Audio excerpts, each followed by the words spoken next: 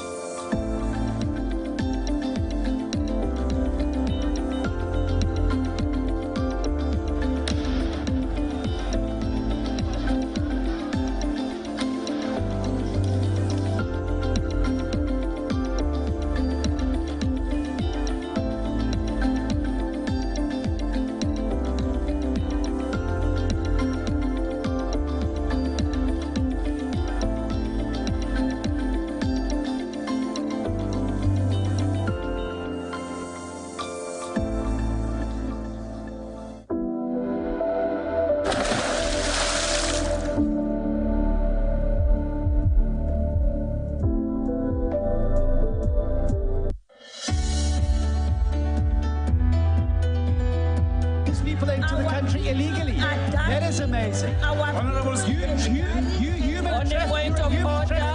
Honourable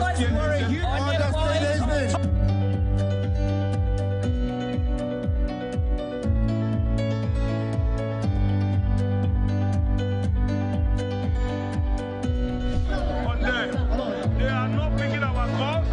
They made up their minds. I am in the with the EU, but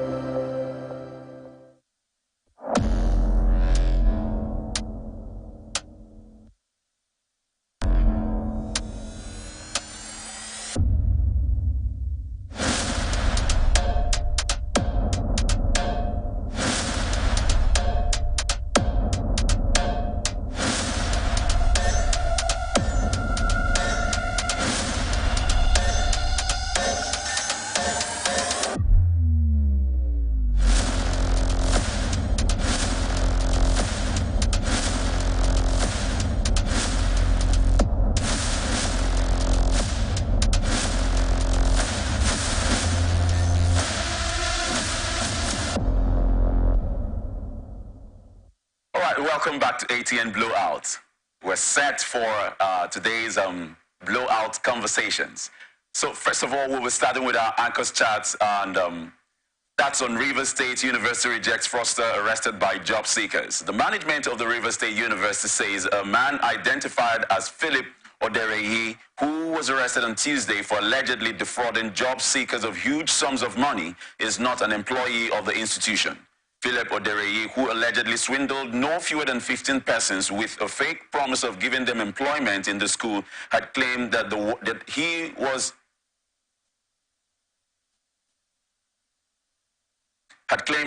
a worker of the university to elicit their confidence, while some of his victims who saw him at the University of Port Harcourt Teaching Hospital after several months confronted him, but their attempt to take matters into their own hands was thwarted by the hospital security personnel, who promptly intervened and handed him over to the police. Some of his victims said he collected between 250,000 naira to 450,000 naira from them to give them employment in the state-owned institution, which they later realized was a scam.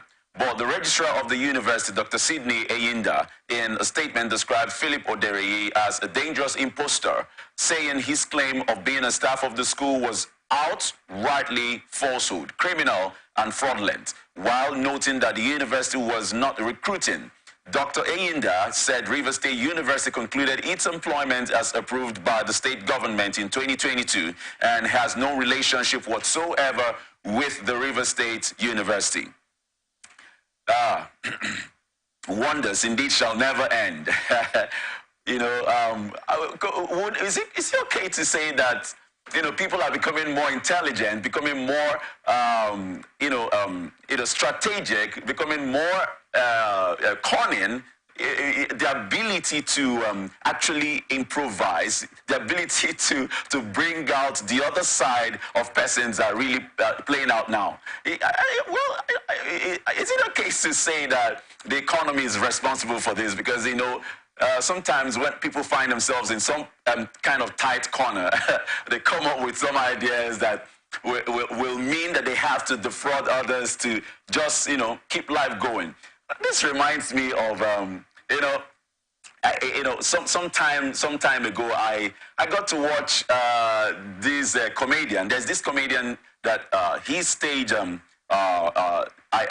handle is Yawa Skits, So it's happened that it's like he's a graduate, okay? Now, life happened to him, and he was just he was just at the floor. He was like finished.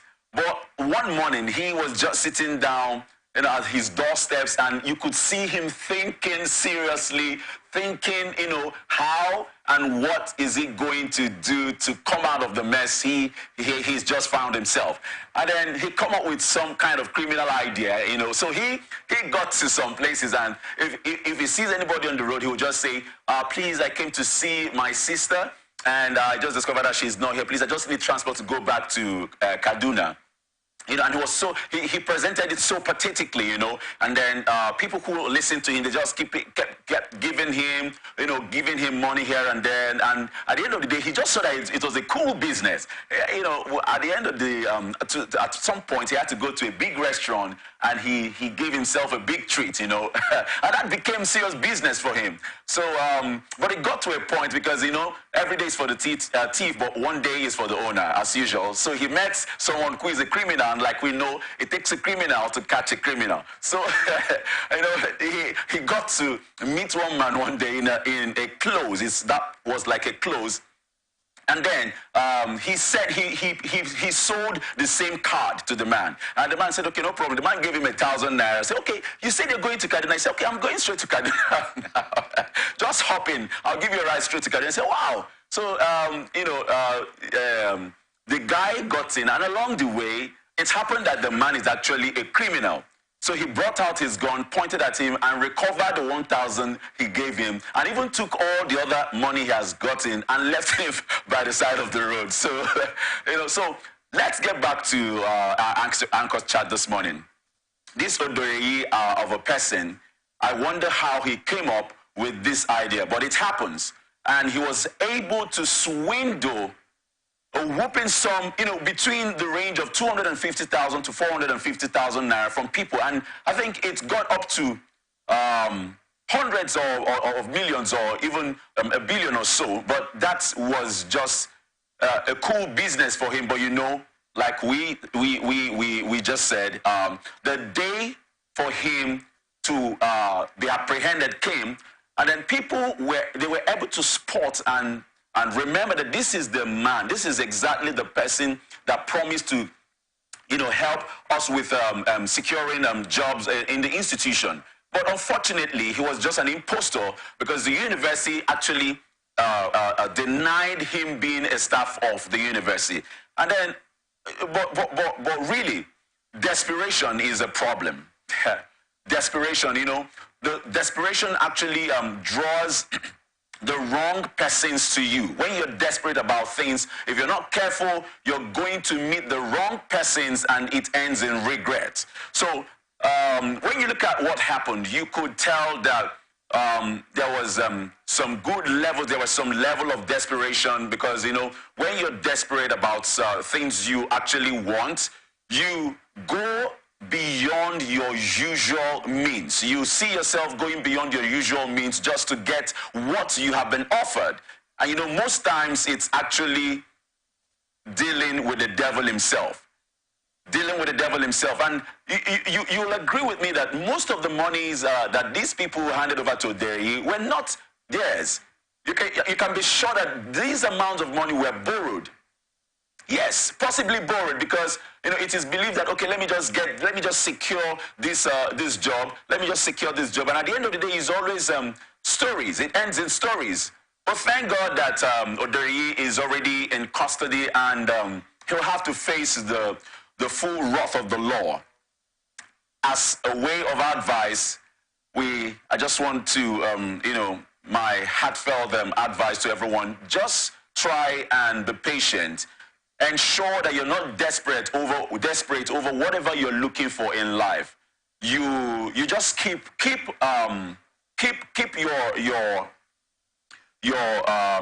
the need, make it alive. Just know that you just need to keep being watchful of opportunities. And when you see opportunities, please try to get to the root of it. Try to get to the root of it, because all these things happen for us to learn lessons.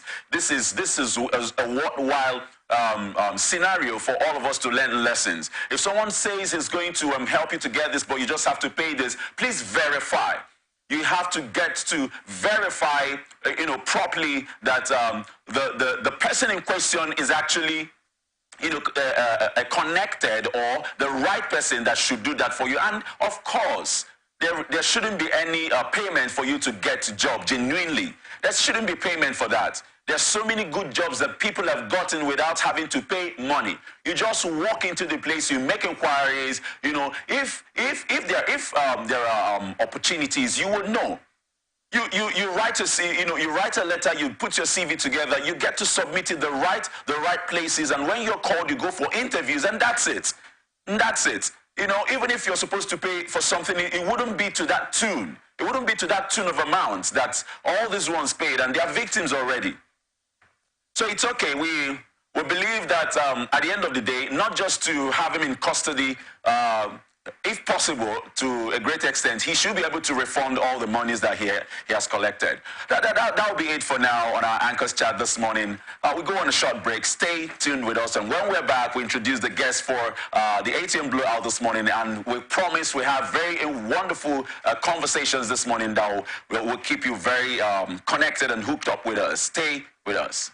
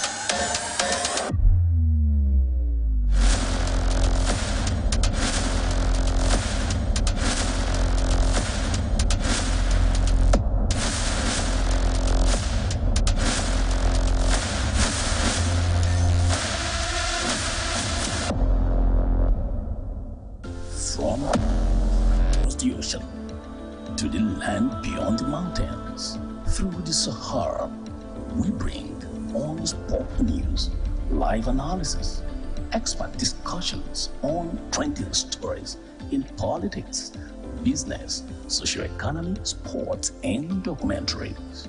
So catch all the updates on the happenings around the globe. Stay focused on the fact today, only on ATN.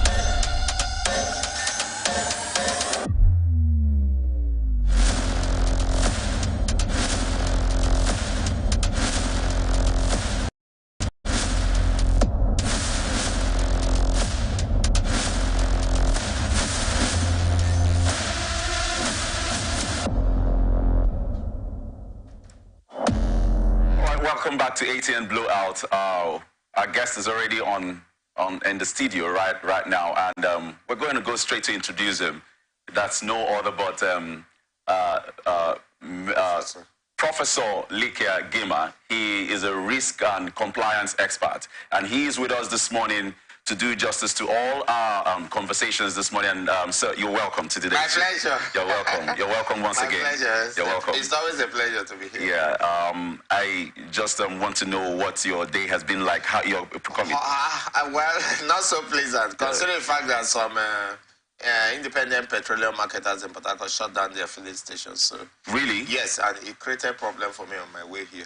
I think that the federal authorities, especially the DPRO, Department of Petroleum Resources, Yes. need to start redoing their statutory duties so that those who are playing with, if you like, call it the economic stability of Nigeria, and in fact also the social stability by hoarding and refusing to sell products such as critical products like PMS and other petroleum-related products, should have their business premises sealed off, since their own contribution to the economy is negative rather than positive. All right, we'll definitely get to some link-ups to that experience this morning. It's terrible. All right, you're welcome, sir. Welcome. Okay, the point of our call this morning is coming from Ondo State. The governor of Ondo State, Rotimi Akeredolu, on Thursday presented 30 new SUV cars to permanent secretaries in the state. As he said, to support the welfare of workers remains a top priority for his administration.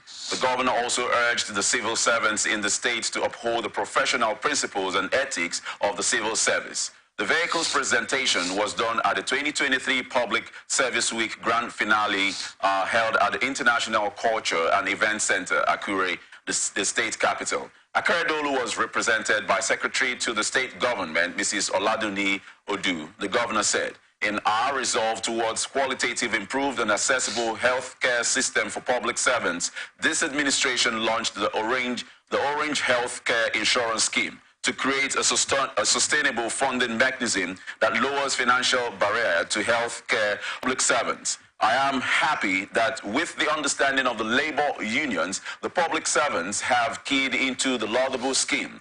Another area we are boldly tackling is the issue of pension and gratuity.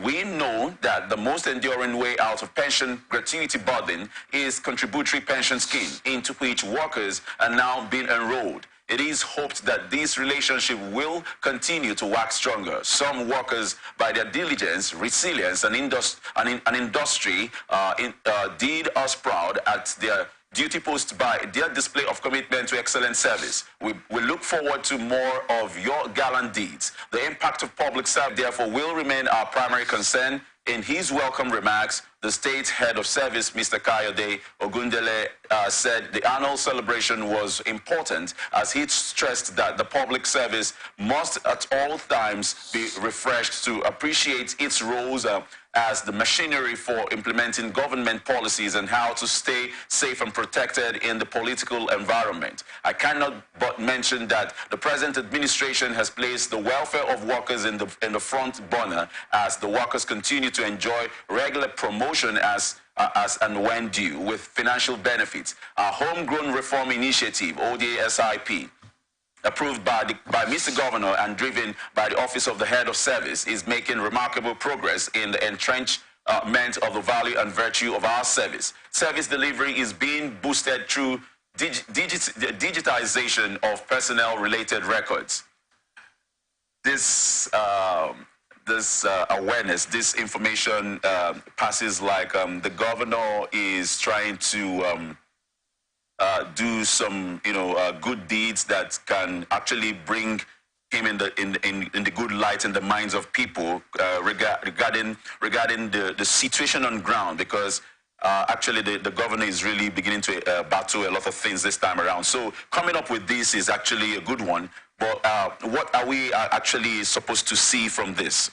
Well, I'll beg to look at it very differently. I don't understand why public servants and civil servants who do most of the day-to-day actual act of governance, government implementation of policies, will not be given a good life. And yet, political appointees who come and stay for relatively brief periods are given all the largesse. I would look at it more like these are part of the expected welfare packages that public servants should get. Not just the senior people, but also the junior people. Well, maybe they might not get exactly the same thing, but they are certainly entitled to welfare, because these are when you talk about government, when you say government is a continuum, these are people that keep government continuing. In a situation where there is no appointee, government will still continue because public servants are there to run the wheel. But let's also look at it from this perspective. Isn't it possible, and I dare say it is very possible and very likely, that these are all part of their conditions of service that have been denied them for years? I know, because I have been in the service both at the federal and at the state. And when you deny people their entitlements and you suddenly want to give them, calling a press conference, doing it in public, to me is just grandstanding and ridiculous. It's their entitlement.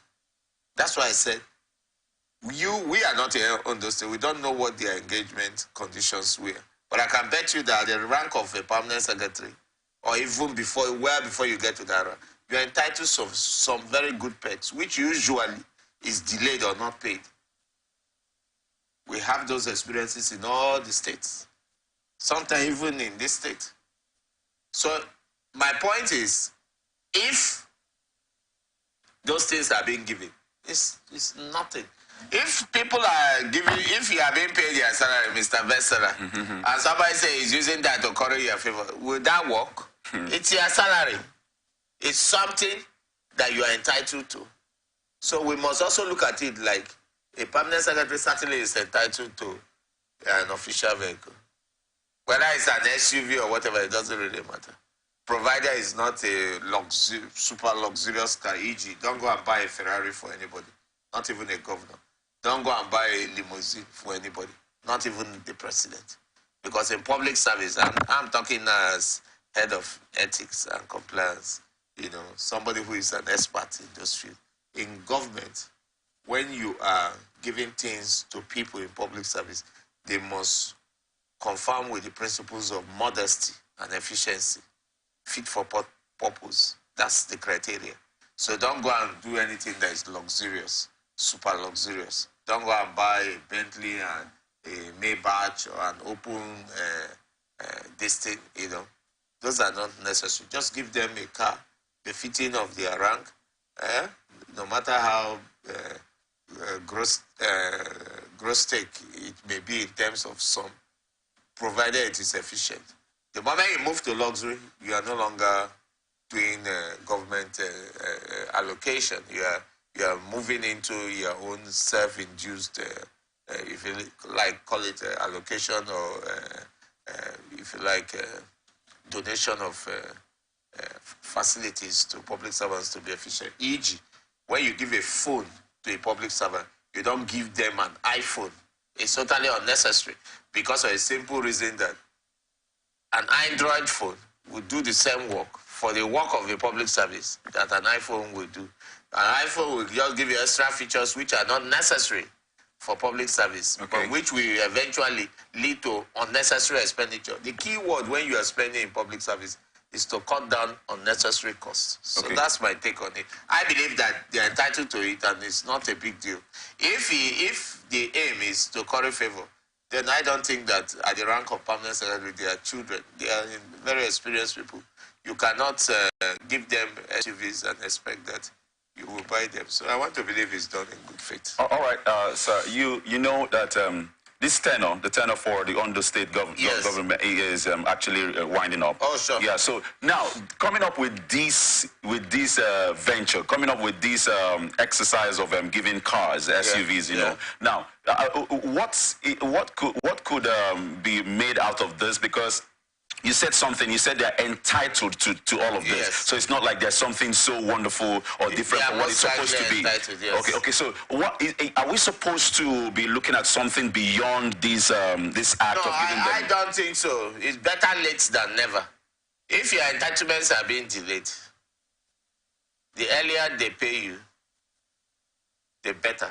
However, if they don't pay you as I went due, and they pay you at any time, it is better than nothing. E.g., I am being owed by a lot of organizations, even some federal organizations. So if they pay me at any point, I will be happy.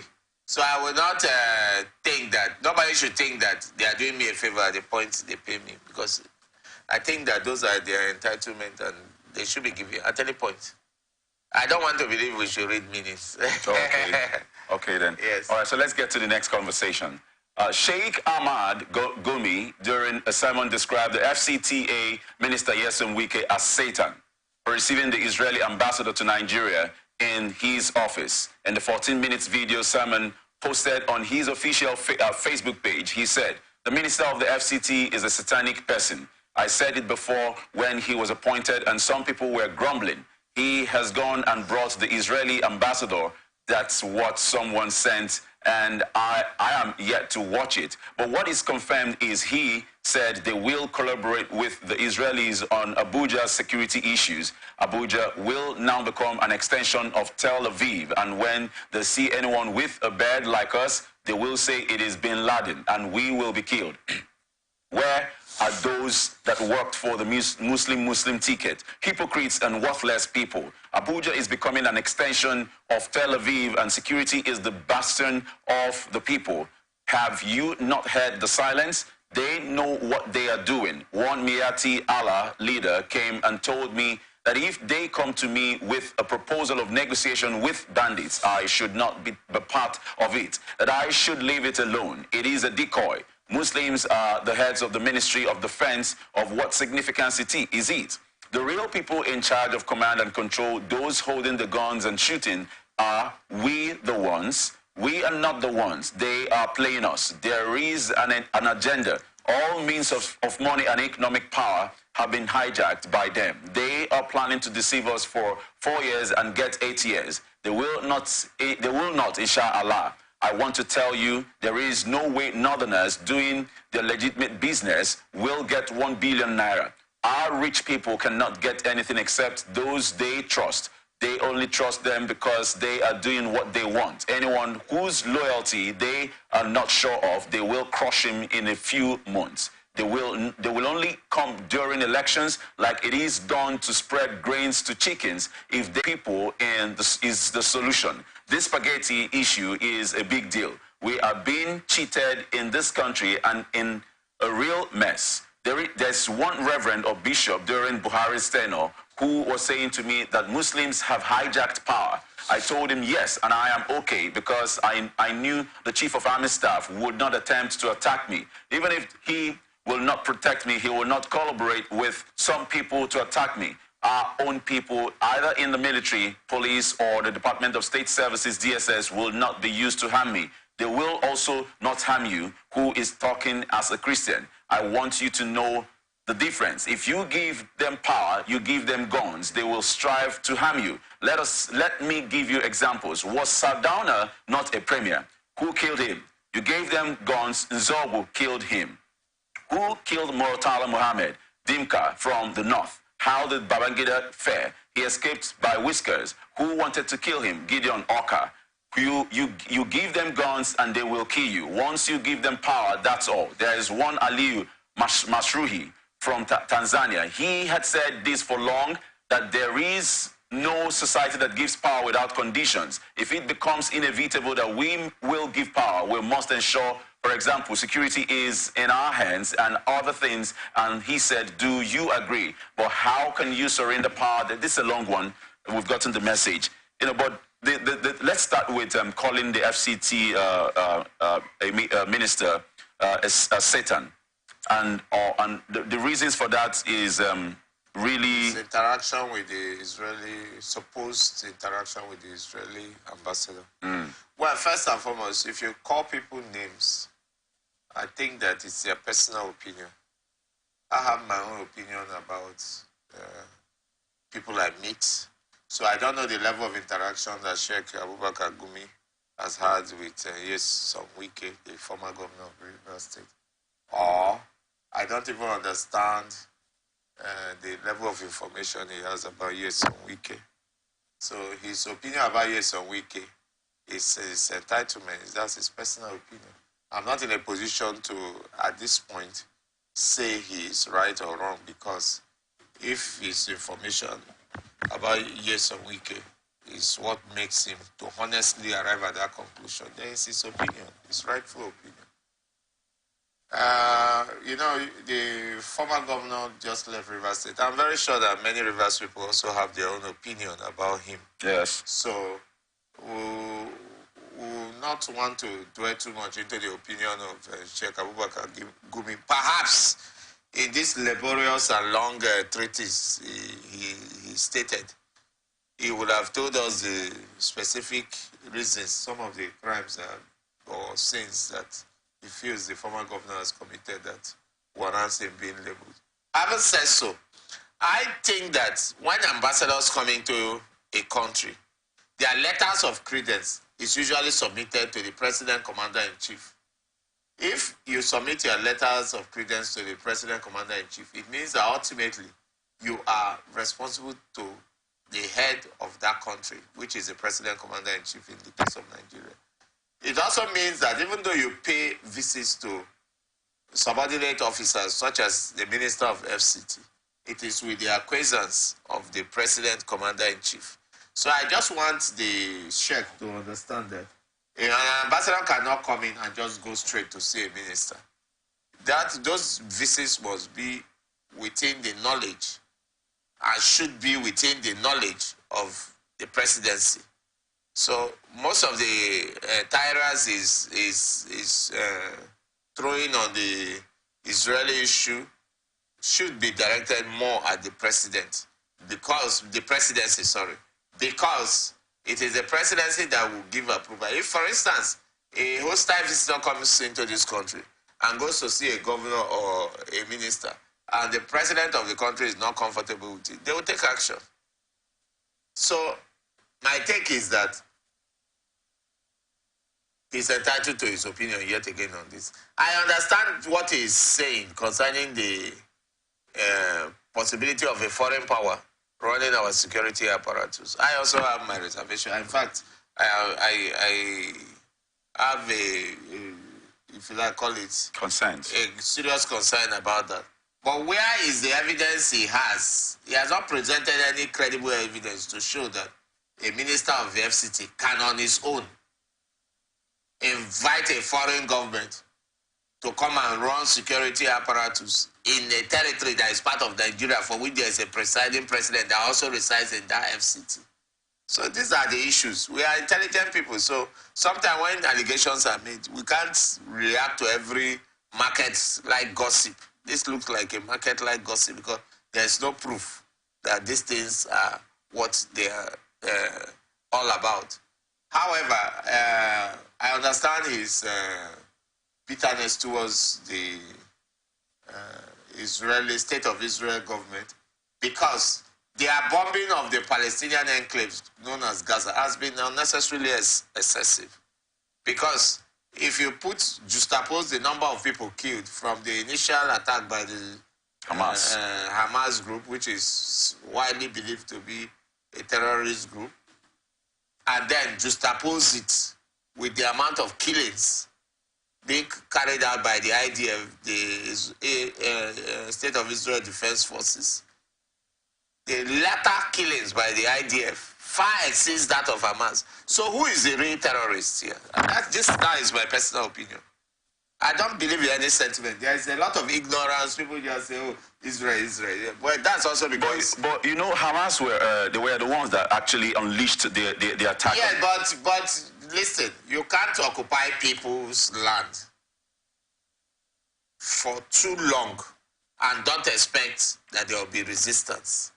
Now, that resistance should not necessarily lead to killing like Hamas did, for which they were around. Even abduction. For abductions, kidnap, and whatever. It shouldn't lead to all that. But you must also, for which Hamas was rightly condemned, but you must also not, as a state that was founded in 1948, just 75 years ago, take the laws into your hand to think that these people are stupid people they were on the land before you came. You know, there's a long history to that. This is not the opportunity for us to talk about that. But I'm just saying that all lives matter. Hamas have killed, but Israel has killed more. The state of Israel. There's even the argument that these real Jews, because they are converts mainly to Judaism. Biblical Jews, by research and by scholars, are well known to have been black people who left the land because of so many of the sins they committed, for which it was prophesied by the ancient prophets. Okay, now... So there's a lot to it. All right. If you go deep into that, then you will understand that there's a lot to it. But Sheikh Abubakar Gumi should not sound as if he knows all the facts of the reason why the Israeli ambassador came to have a discussion supposedly with the minister of FCT. Because if he's living in the FCT with the minister, he has a right to pay courtesy visit. Okay. And there are many things he could want to discuss. What if he wants to bring an FDI into Abuja? Well, by an FDI, I mean foreign direct investment. The state of Israel are known to be very good in agriculture and technology. What if that is what is proposing and it is in the good interest of Nigeria? How do you know for a certainty that these people will come and take over a security apparatus? So I think that there is not enough facts for us to believe what he has said so far. Okay, and again, you know, these are very strong allegations, so to say, you know, giving us... That's why I say he should produce the evidence. Yeah, he went to the extreme. You give them gun, they kill you. Oh, okay, now on that issue, I can say without fear of favor that, with all due respect to the Sheikh, who I respect so much, he was talking rubbish on that issue. Plain rubbish. Yes, because he's an intellectual. He should know that when you are speaking as an intellectual, you must balance your opinion with facts, not with lies or with gossip. It shocks me that Sheikh Abubakar Gumi is talking about the few years. It's bitter. It's seemingly, in this is long rant, it seems to be bitter about the few years that Christians or Satanists, because it looks like what he was saying was not just against Christians, but Satanists have ruled Nigeria. He failed to understand that Nigeria has been ruled about 70% of the time by Northerners.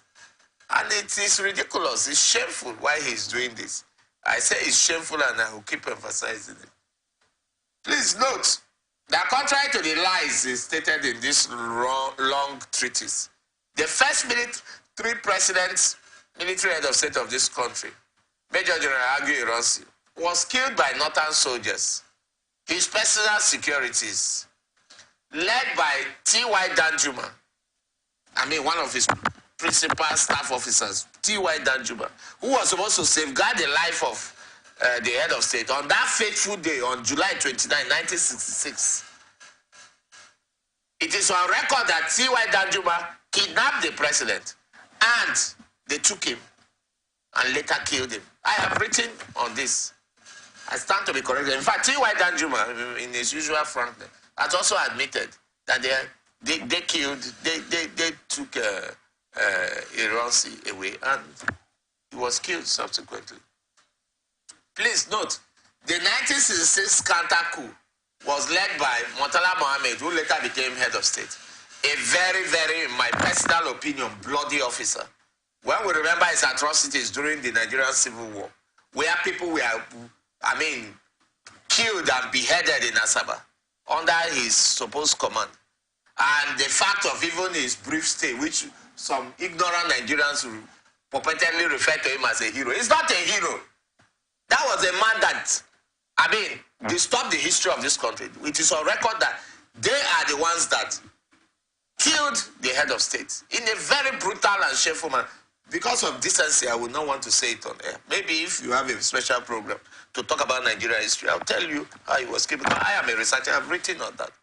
So please, you should not provoke our intelligence. You shouldn't take us for fools. We know the history of Nigeria. Yes, it is true that some very young military officers like Nzeogo, who was just about 29 years at the time, on January 15, 1966, did lead the first military coup in Nigeria.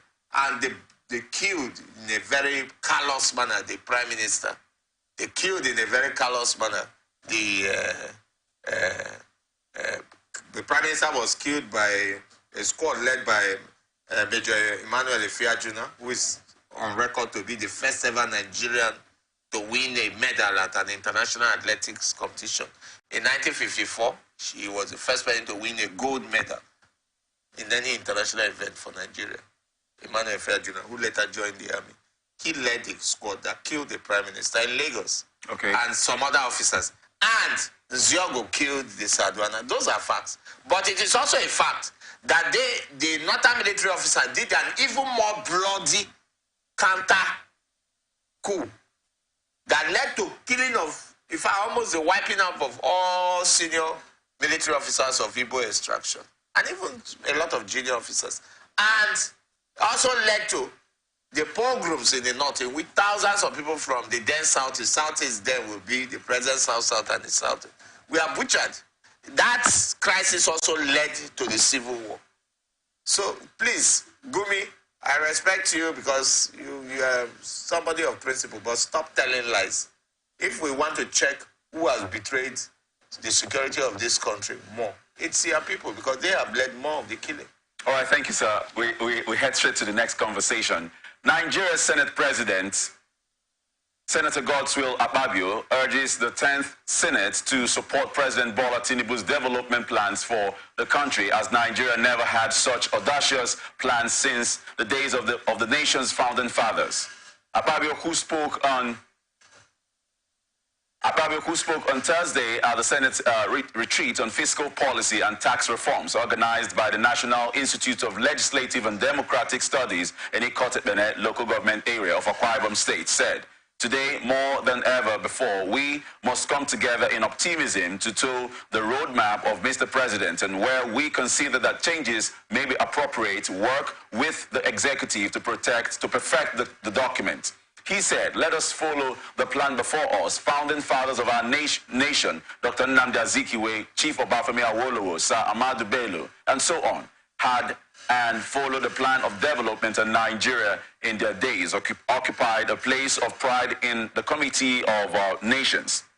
Since then, we have not had the kind of elaborate plan put forward by Mr. President, and which targets growth in critical sectors of our economy and seeks to remove wastages in our economic cycle. Let us provide the launching pad for this audacious plan and acquit ourselves as patriots and worthy representatives of our people. According to him, every plan, no matter how lofty and noble, needs to be financed. That is why we need to be taught public expenditure management, fiscal policy, and tax reforms. Fortunately, the Renewed Hope plan is strong on the economic side. It proposes a 10% economic growth, which experts claim is achievable. It singles out the digital economy as a quick win for foreign exchange and job creation. We should note that Nigeria is the seventh largest internet-using country in the world, with an estimated number of 104.4 million users. The Senate President, Godswill Akpabio, is actually speaking well of his boss. Yes, he's speaking well of his boss, but with respect to all that he has said, I wonder what we're supposed to make out of this. I condemn totally, in total, this attempt by the Senate President to rubber stamp everything the executive does. Let me remind Dr. Godswill Akpabio, the Senate President, that there is a clearly defined separation of powers in government. It was not for nothing that Montesquieu said that let the executive execute, let the legislature legislate, and let the judiciary interpret. In this case, interpret laws. It's shameful that the legislature want to rubber stamp, sit back without doing their constitutional duty. Is he not aware that part of the duties, the most critical constitutional duty of the legislator is to make sure that bills that are sent to the National Assembly, issues that are brought before it, even issues that the National Assembly observes to be of national interest, should be critically debated on the floor of the House, analyzed, sent to committees, and if there be public hearings where experts and other Nigerians are invited to air their opinions so that proper decisions are taken. I therefore wonder what it means by people should key into an supposed economic vision. Look, let me assure you, Mr. Besserer, that Nigeria used to have developmental plans. Now we don't have it. If there is a developmental plan for Nigeria, they should show me the document or put it in the public space. Let all of us see it. The truth is that government is being done at a pedestal and pedestrian level, where as thoughts emanate daily, government ideas are brought and rushed on. So I want to draw his attention to what his colleague, Senator Ndume, rightly said.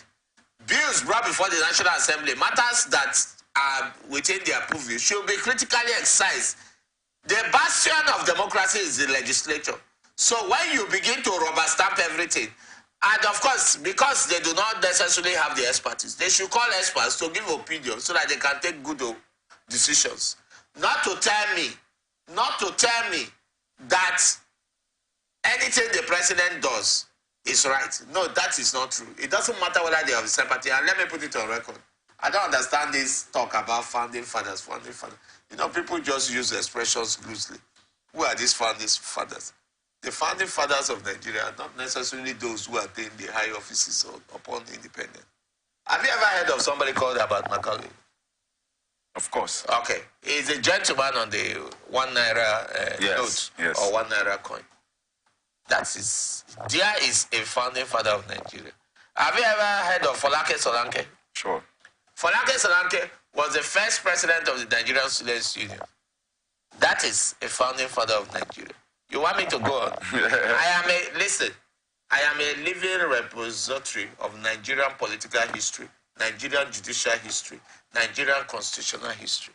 So, please, I don't know if Akpabio has those competencies as I do. I don't know. So he shouldn't play on our intelligence. It is also true that these people he and many Nigerians are always promoting as just the only founding fathers is just because they attained high office.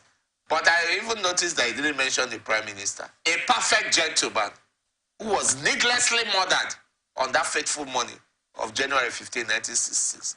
A man of peace. A man who tried his best to live above board. It is on record that when the Prime Minister died, he did not have more than up to £10 in his account. And he did not have more than probably one account. I'm talking about His Excellency, the Prime Minister, Tafawa Balewa. And you don't mention people like that who have lived right. I don't want to go into mentioning people who are dead because some of the other names mentioned, if I go into it, we will then know whether they are real founding fathers or not. All right, thank you very much. I'm not fooled by those rhetoric. Look, let this Senate do their job. Nigeria is at their streets. We don't want rubber stamping. All right, so thank you. We go on a short break, and when we're back, we'll get straight to the next conversation. Stay with us. Welcome.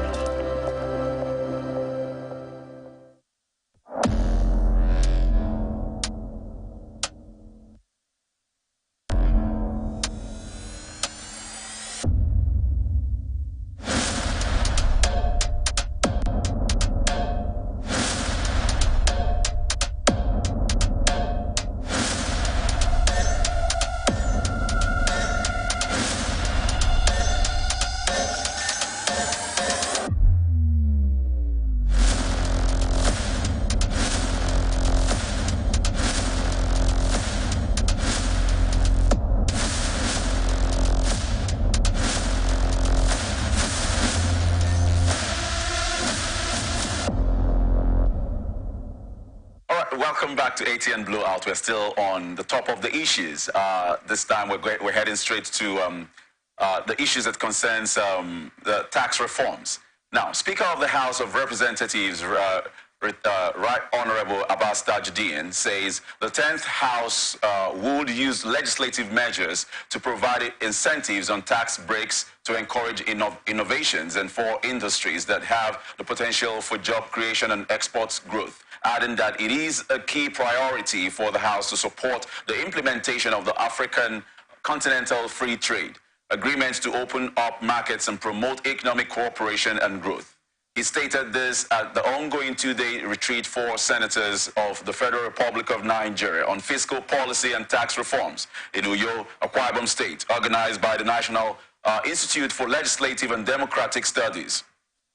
In his remark, the Speaker listed ways by which the National Assembly could legislatively address the current economic challenges facing Nigeria. One of them is tax reforms, which the 10th House has already captured in its draft legislative agenda. The Speaker also stated that over the years, the National Assembly has responded proactively to these issues and promoted economic reforms, emphasizing ease of doing business, adding that the 10th House of Representatives intends to work with the executive and stakeholders to improve the coherence of Nigeria's tax system, both in terms of administration and operation. Speaker Abbas said that the fourth legislative priority in the legislative agenda is economic restructuring and captures the 10th House commitment to supporting economic diversification to reduce dependence on oil and increase development in other sectors, including mineral resource mining, manufacturing, agro-processing, textile, tourism, technology, and general services. Here is the update.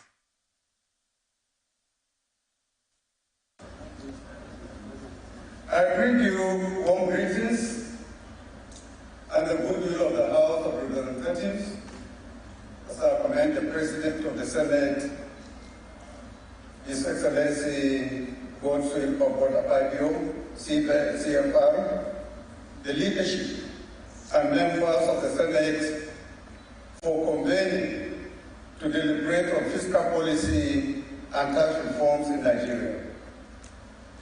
The relevance of the issue under consideration is immediately apparent, given the wide range of fiscal policy challenges confronting Nigeria, which the 10th National Assembly must address expeditiously. I must also commend the National Institute for Legislative and Democratic Studies NILS for consistently providing this capacity building platform for members and staff of the National Assembly. Distinguished colleagues, the overdependence on the oil sector, which constitutes the largest share of government revenue, has been at the forefront of reforms by previous governments. Progress towards economic diversification has been very slow, and our economy remains vulnerable to global oil prices. In the past, these vacillations and slow revenue growth have resulted in budgetary shortfalls and the attendant economic and social implications. The gap between the federal government's revenue and expenses has grown 4 times larger between 2015 and 2021. In 2023, for example, the expected budget deficit is over 10 trillion naira, which is mainly being funded through borrowing. Although our debt-to-GDP ratio remains relatively low compared to many countries, the proportion of revenue spent on debt servicing is extremely high, which can constrain the fiscal space for other developmental needs. Other challenges include inefficient tax collection, as attested by our low tax to GDP ratios. Only a few weeks ago, the chairman of the Presidential Committee on Fiscal Policy and Tax Reforms, Mr. Tai Oedele, disclosed that Nigeria loses about 20 trillion naira, which is about the equivalent of $26 billion annually to gaps existing within its tax system, including evasion, inefficiencies in collection modes, weak enforcement, and a large informal sector that remain outside the tax net. Another factor that has negatively impacted the efficiency. I bring you warm greetings. We're back from the report. Now, the Speaker of the House is saying they're going to use legislative measures to promote the tax reforms and all that to encourage innovations. What is the Speaker trying to say in all of this? Why do you tax people? Let me put a question to you. I know I'm supposed to be answering the question, but let me try if you kindly answer me. Why do you tax people? Well, tax is a way of getting some revenues back for the government. No, I say, why do you tax certain people? Certain people, maybe that's a better way of putting it. Well, taxing people is part of their civic, it's part of the civic and responsibilities. Can you tax an unemployed person? No, you can't tax an unemployed person. Can you tax an unproductive person? That's not possible. You know why Nigeria has problems? It's not because of what the Speaker is saying. With all due respect to him, I don't know sometimes whether these people take basic courses in micro and macro economics. If they did, they will understand what I understand. Nigeria is not a productive country. And even the forces of production, which are in place presently, are not being properly accounted for. E.g., even our oil revenue.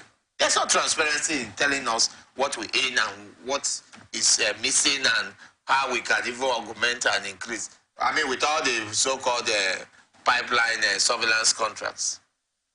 What Nigeria needs to shore up our economy, to make us to get to the next level, what Nigeria needs to make sure that our foreign exchange is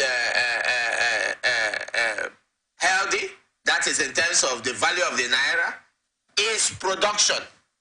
Once we can involve, or if you like call it, put a lot of our people to enterprises, especially small and medium scale enterprises, they should go into the sectors that are presently moribund, e.g. agriculture, e.g. processing, manufacturing processing, e.g.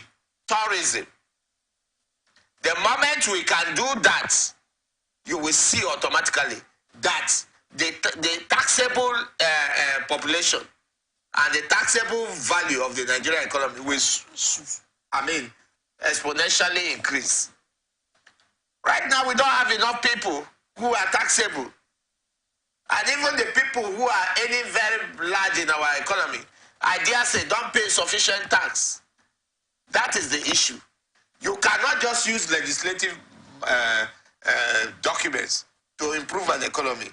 If you like, you do the best legislation. If there are not taxable people, will ghosts come out of graves to come and pay tax to you? Why are lands in Nigeria lying fallow? You travel in this country, you see a lot of lands lying fallow. Is that okay?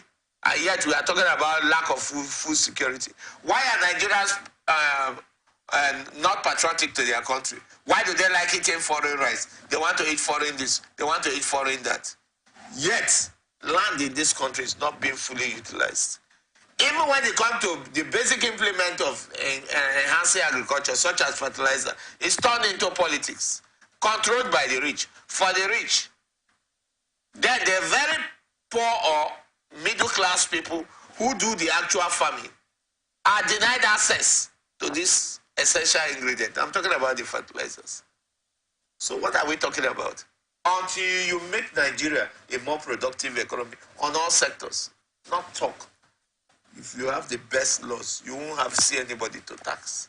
There will always be tax evasion because the people don't earn enough. And let me also warn you, another reason why tax evasion occurs or inability to tax properly occur or unseen taxable products the order of the day.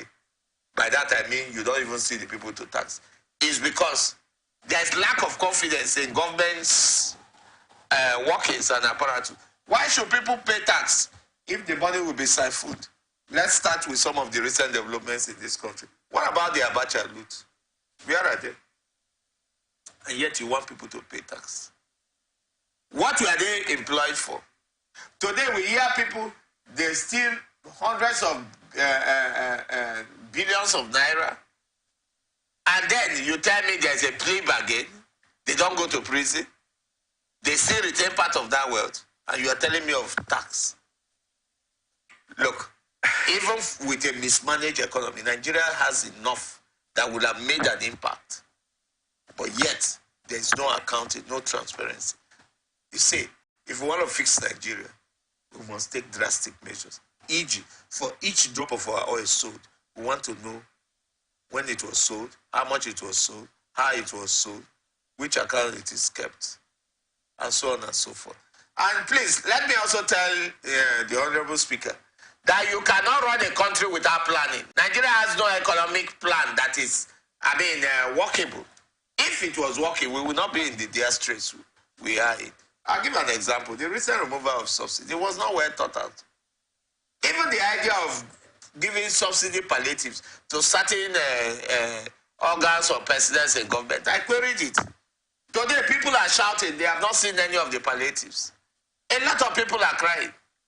What were the criteria used in distributing? So those palliatives have suddenly disappeared. Please, all right. If we want to fix our country, let us be honest. You can't fix any country with just laws. Okay, but the speaker actually made a very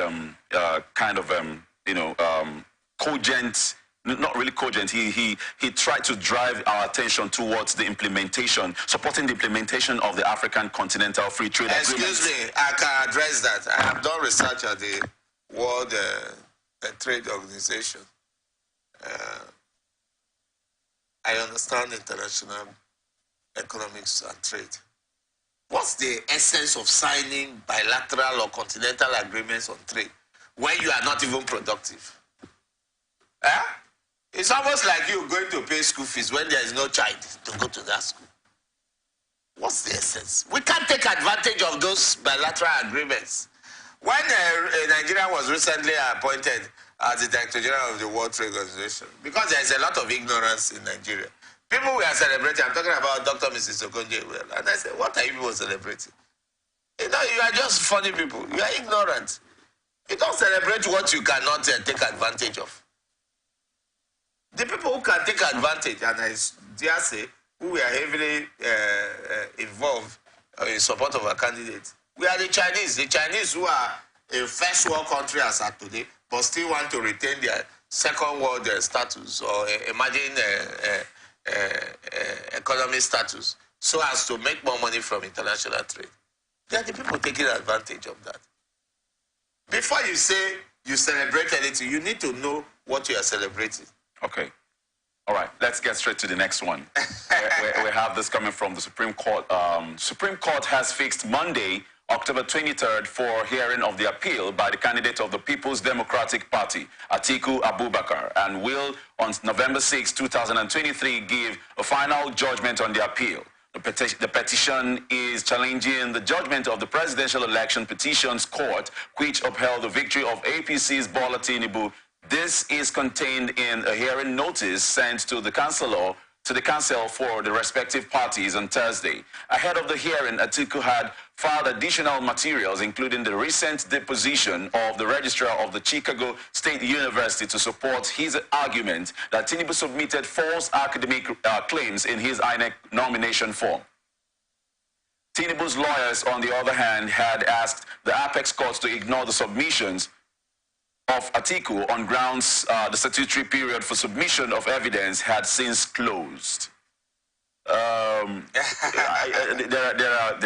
There's beginning to be, some reasons to question why it's supposed to be kind of almost impossible for Atiku to get to the root of this matter. Yeah. You know, we're always being told that the submission of the issue that concerns the academic records of our president is actually you know, not what he submitted ab initio, and so not supposed to be part of what he's pursuing for. But he's really filing and asking to be given that opportunity. How possible is this going to be? First and foremost, let me quickly say that most of these matters being pursued by the former Vice President Abubakar were actually supposed to be either pre-election matters or we're supposed to have been canvassed at the lower court. We know that, you and I know, that after the judgment of the lower court, that the legal fireworks in America intensified. And now you want to bring in a lot of issues at the Supreme Court. Please let me explain something to you. As a legal expert, seasoned legal senior in this country, I can assure you that we have a settled system of appellate courts, you know, and we do not leapfrog in Nigeria.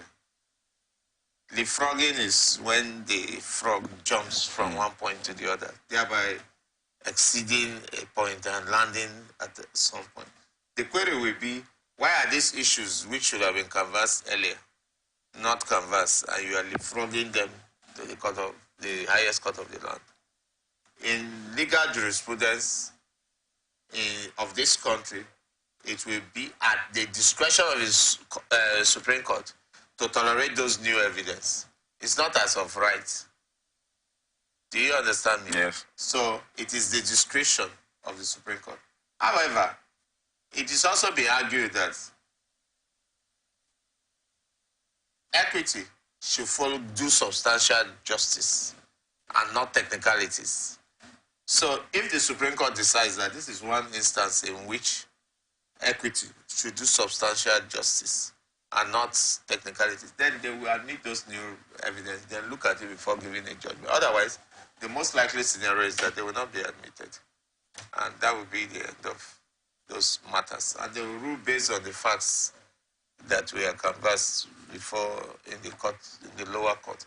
And if you look at the facts that we are canvassing in the lower court, my personal opinion is that we shouldn't be shocked if those are the only things considered, that the decision of the lower court may be upheld, Okay, then, so... it is actually the call of the Supreme Court. I think we should wait and see what they will do. But it's not as of right to bring in new matters at an appellate court. Okay, so it's not outrightly impossible that articles claims of forged certificates and all that will be upheld by the Supreme Court. Well, that's why I say well, first and foremost, that is, we don't have any proof that what article is saying is the position. I'm aware that the CSU, the Chicago State University, say, yeah, Tinubu graduated from their school. Please, you see, I don't like when people mix politics with facts. That Tinubu graduated from their school has been confirmed by Chicago State University. I think the issues, let's know what the issues are. The issue is that Atiku, who is being economical with the truth because he's a politician, keeps saying, oh, false certificate. No, which one are you? The certificate is submitted to INEC. You are talking about, no, hold on. The issue, stop saying he did not graduate. You have to prove that WAEC is bad. When you prove that one, then it simply means that every process which you use to get into that university is fraudulent. But what I see is that they are jumping into certificate. Please, let me say it for the, if you like, call it the 1 billionth time. Nigerian Constitution, they ask politicians to go and get degree. I don't know why they are running from helter-skelter with degrees. They are not experts. You know, the problem, part of the problem is that the average Nigerian politician deceives himself that he is knowledgeable. They are not. That's why they are misruling this country. I'm telling them now. I said they are not. Most of them are not knowledgeable. If you are knowledgeable and they call you for a screening, for instance, for ministerial position, why are you going there with so many degrees? Just a screening at the National Assembly. I will go with my work. Then when I get there, tell me that because I say I'm a professor and I came with only work, why didn't I come with other certificates? I don't need to come and show you my certificates. Go and get a court order compelling me to show you my certificates. I don't have to show you. Do you understand me, Mr. All right, Minister? sir, I do. I do not have to show you. Okay. So, the basic qualifications are what are the most important. Focus on those ones. If the person didn't get those basic qualifications, then he's not qualified. In which case, it's this thing, fraud. And please note that whatever you are doing concerning the certificate that was submitted, you must also join INEC. Do you understand? Okay. Because at the end of the day, you will need a Suprema Duces Teco to compare what you have if the Supreme Court graciously allows you to tender the new evidence. To compare INEC via a Suprema Duces Teco, you know, a Suprema Duces Teco is an order of court solicited to compel a third party to bring a document in their possession so that we compare the two. All right. And if they are not correct, then you can establish your case. Okay, That's the position. Very well said. We look forward to November 6th when the final ruling. Well, we first look forward to the appeal. So that we see whether those documents will come in, how beautiful the arguments will be. And then finally on November 6th. Then finally the judgment. All right, okay. That's my Let's take. hope it goes well. Well, I hope that at the end of the day, the Supreme Court should do what they believe is right. Okay. And what they believe is right, I hope will be in the best interest. And that's why Atiku said that is where he will rest his case. Atiku is not a saint. I don't want to join issues with the personal opinion of politicians. All right, let's get I believe that if the Supreme Court believes that there has been an injustice done, they will do the right thing. All right. That's what I believe. Thank you very much, sir. Thank you. We have this to see to right now. Minister of the Federal Capital Territory, Nyesom Wike, has rejected the Nigerian Customs Services a request for reconsideration of its revoked land by the FCT administration.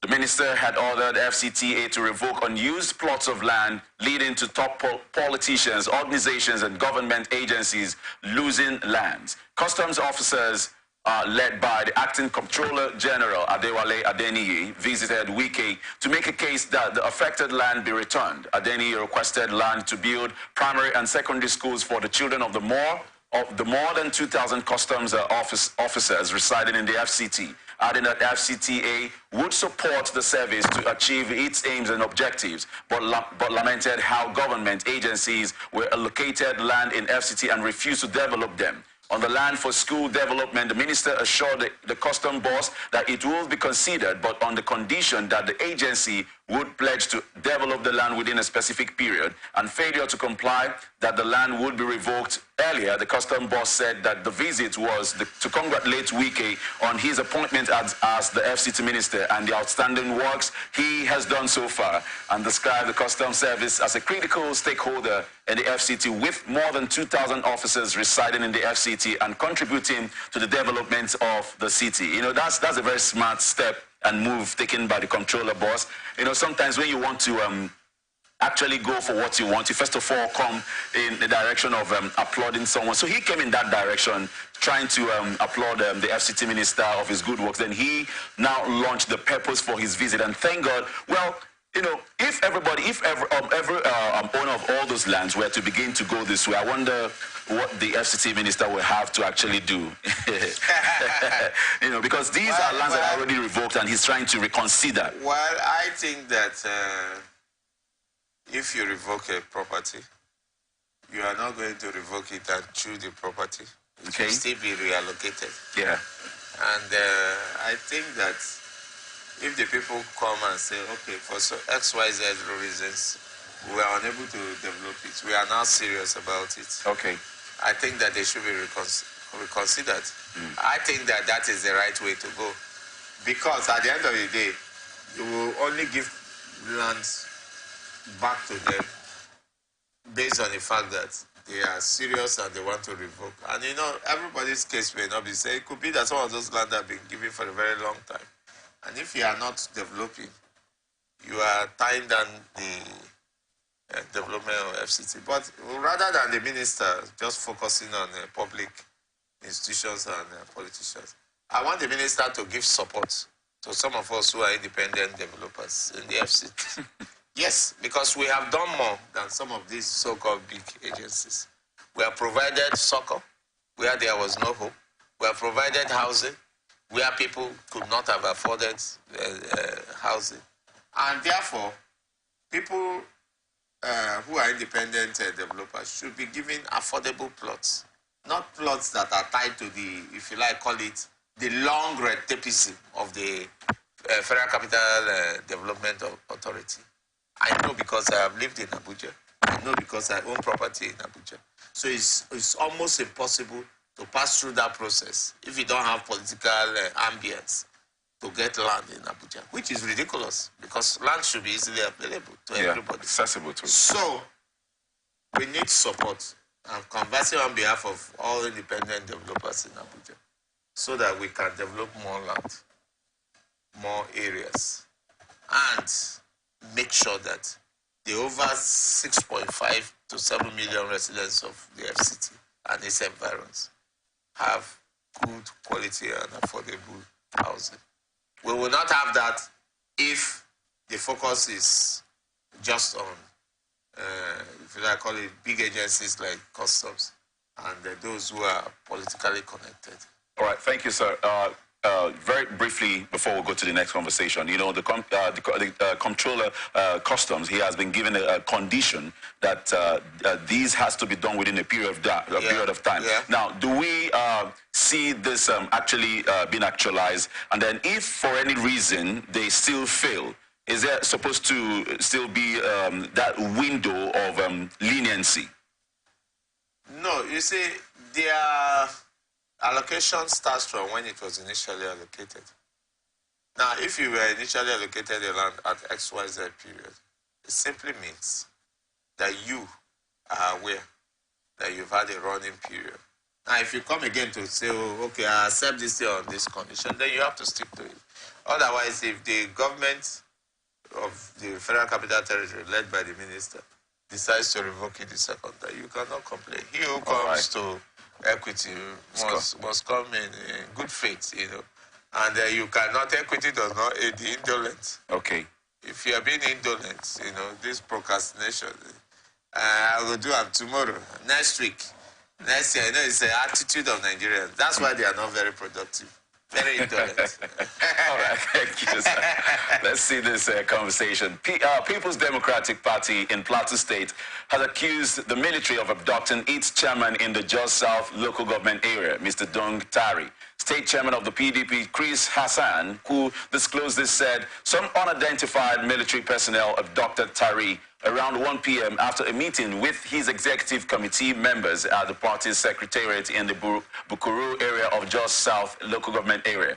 Narrating how the LGA chairman was abducted, Hassan said, after the meeting at the LGA party office, Bukuru, he, Tari, picked his niece on his way to attend a family matter. Thereafter, he stopped at the Total Filling Station, Bukuru, where he parked his vehicle to respond to phone calls. Suddenly, 2 Toyota Hilux pickup trucks and military collars and number plates with men in Nigerian military uniforms surrounded him and bundled him into one of the Toyota Hilux vehicles, while one of the soldiers forced his niece out of his private car and proceeded to an unknown destination. He also said, until this time of the press conference, the party have not heard from him or his abductors, neither his family of his whereabouts and the reason for his abduction. The state PDP chair said they had taken steps to report the matter to various security agencies in the state to commence investigation into the whereabouts of the abducted LGA chairman, and adding that the abduction of Tari,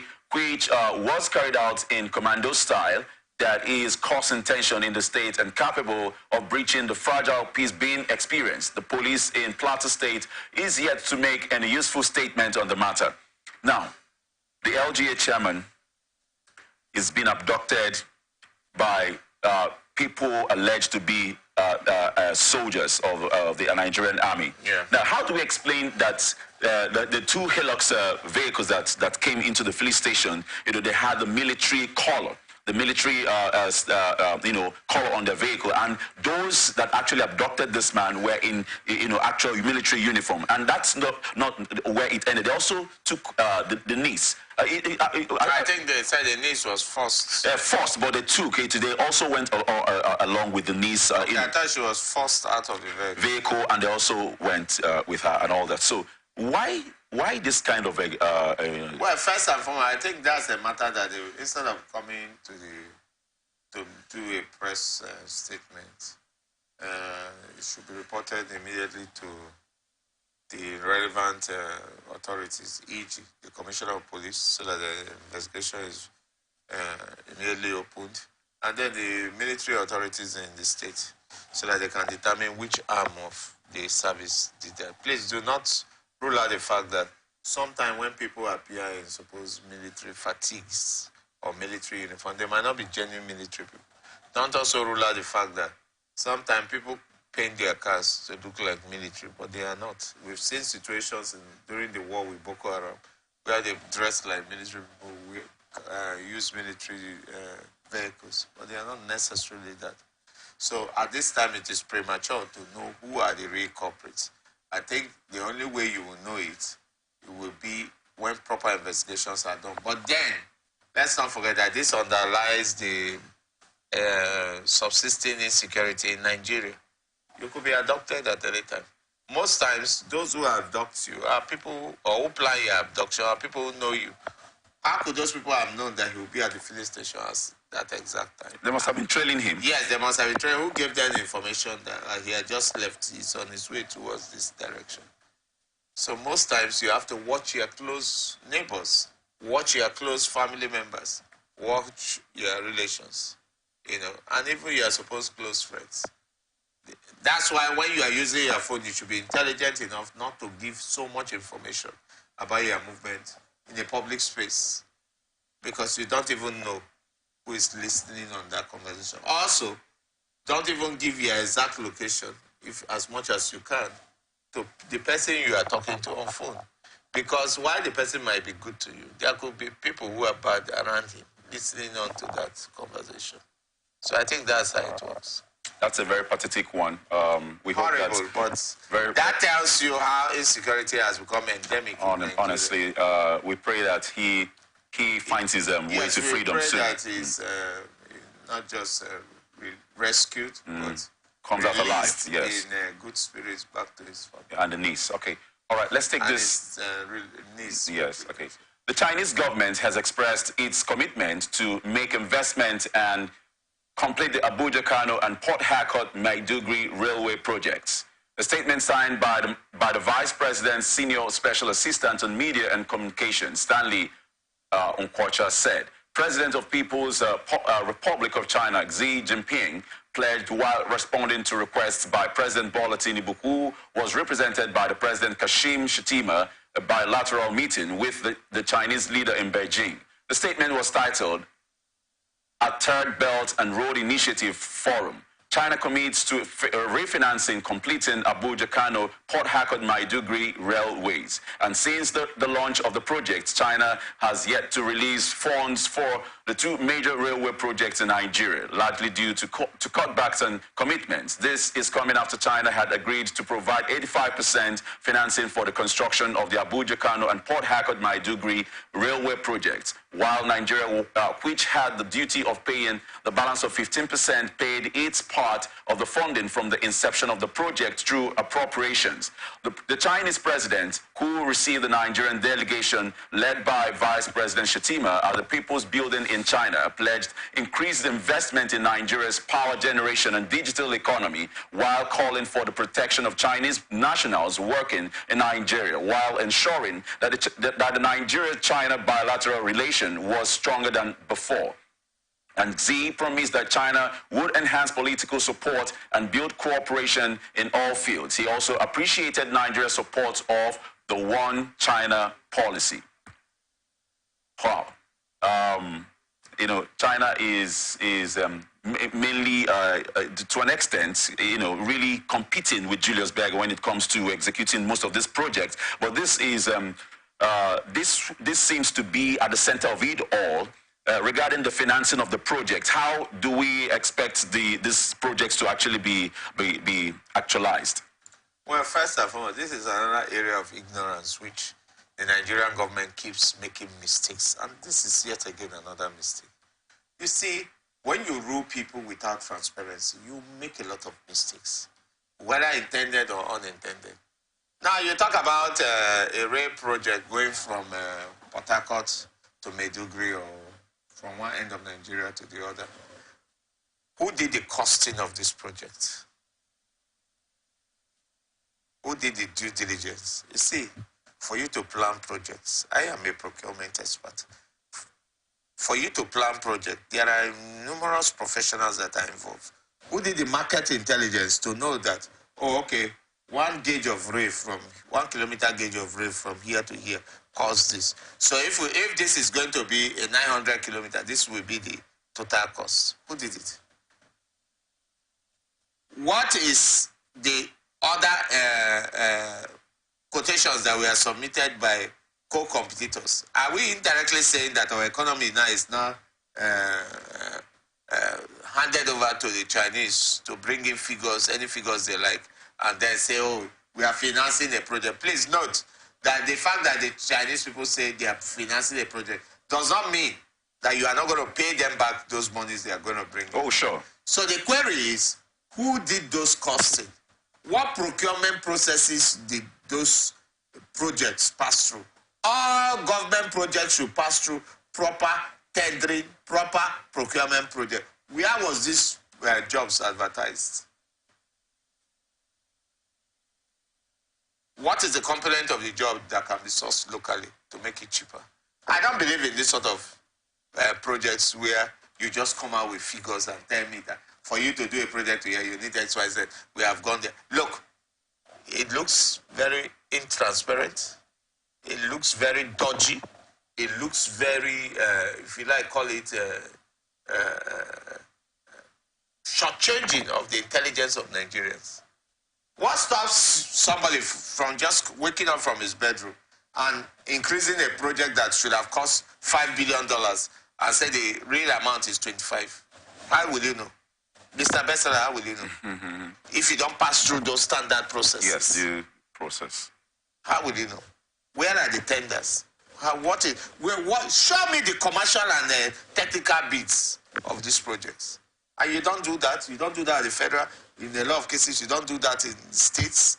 And you want me to take you seriously?